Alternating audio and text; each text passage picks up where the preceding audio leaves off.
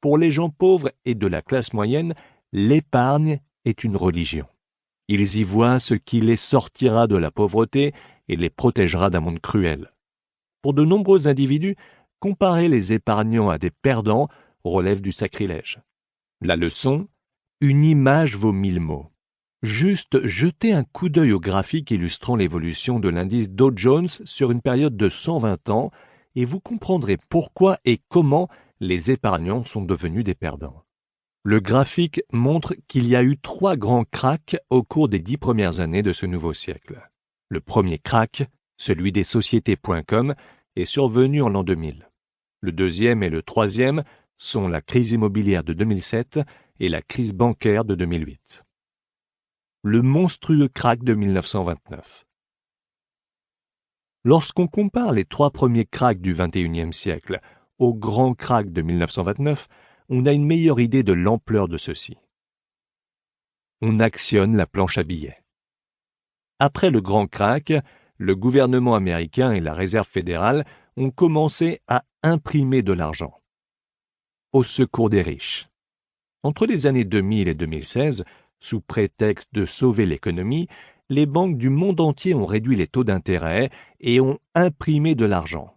Alors que nos dirigeants voulaient nous faire croire qu'ils sauvaient le monde, ce sont en réalité les riches qui se sauvaient eux-mêmes et jetaient les pauvres et la classe moyenne au lion. De nos jours, dans de nombreux pays, les taux d'intérêt se situent sous le zéro, et c'est la raison pour laquelle les épargnants sont des perdants. Aujourd'hui, les plus grands perdants sont les pauvres et la classe moyenne, ces gens qui travaillent pour l'argent et qui épargnent. Leçon de mon père riche, votre maison n'est pas un actif. Il y a 20 ans, en 1997, tous les éditeurs qui m'ont envoyé une note de refus ont critiqué cette leçon de mon père riche qui affirme que notre maison n'est pas un actif. 10 ans plus tard, en 2007, les gens qui avaient contracté des prêts hypothécaires à risque ont commencé à éprouver des problèmes de remboursement. La bulle immobilière a éclaté et des millions de propriétaires ont compris à la dure la vérité de cette leçon. Leur maison n'était pas un actif. Le vrai problème. La majorité des gens ignorent que le krach immobilier n'en est pas vraiment un. Les pauvres n'ont pas provoqué le krach immobilier. Ce sont les riches qui l'ont fait. Les riches ont créé des instruments financiers structurés appelés dérivés, des produits que Warren Buffett a qualifiés d'armes financières de destruction massive. Lorsque ces armes ont commencé à exploser,